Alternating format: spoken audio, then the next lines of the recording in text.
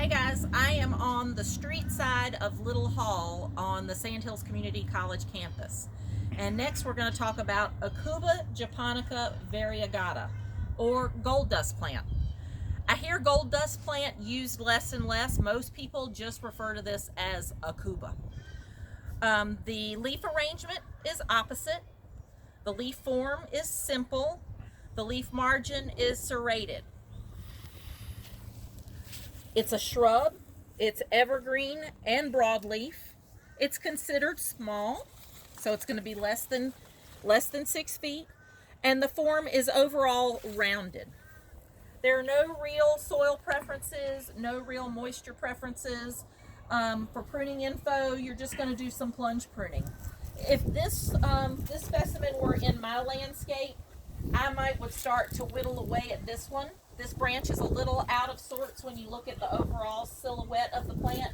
So I would start by taking off this very tallest one and just take it off piece by piece until I start to achieve the silhouette I want. Then I might start tackling this over here just to kind of reinforce that rounded shape.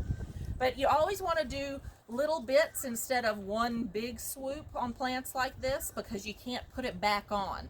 So where I can, I just take off this. You can see this branch is actually, it's a larger branch, but it's got 4 pieces. So I would take off the tallest piece, then the next tallest piece, and then eventually I might eliminate the whole branch.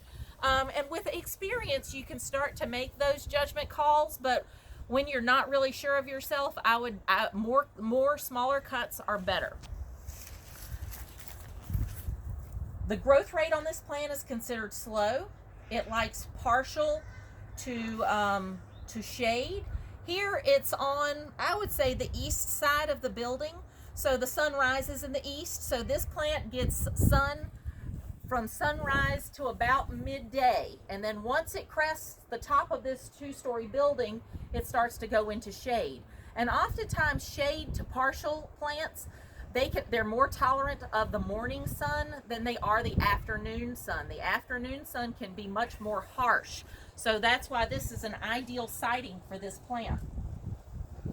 The climactic hardiness zone is 7 to 10, so this is a more southern plant. Great landscape uses are foundation or groupings in masses. The flowers are considered insignificant. This one happens to be starting to flower now. The flowers are tiny, and they are kind of a chocolate purple, chocolate brown in there. This plant is dioecious, so that means it has a male and a female. The fruit is considered profuse. So for such a tiny flower, it does produce a large drupe that turns bright red when it's ripe. And so by large, it's 1/2 to 3/4 of an inch. It's not edible. There's no significant autumn color. The leaf texture for this plant is medium to coarse. It's got a big, bold leaf. No notable bark characteristics.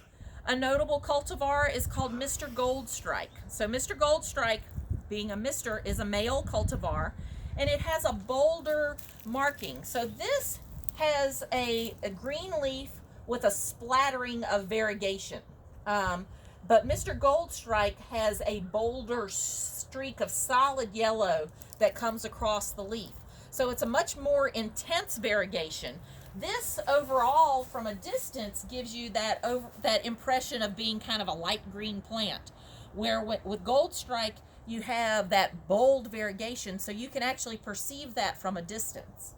And there is a solid green Aucuba japonica. I still see it in use some places, but it's really, there's not much to it. It's just green.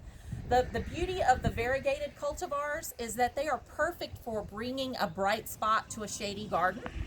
When you're up on camp, up on the gardens, we have a cluster of these at the very top of the hillside stream, along with some rhododendron cataviense. That's kind of a dim, shady garden. And so that gives us a nice pop of foliage color.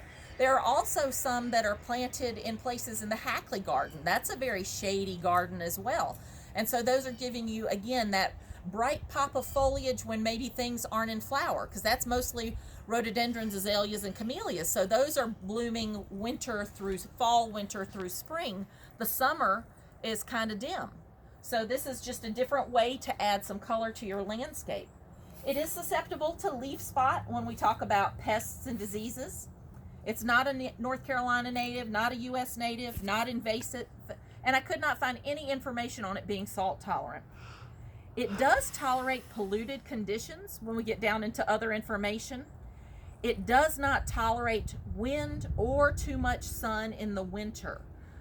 Winter sun comes in at a slightly different angle, and it can be a little more intense. And what happens when a plant does get too much sun on Aucuba, you'll get these dark, almost black lesions on the leaves.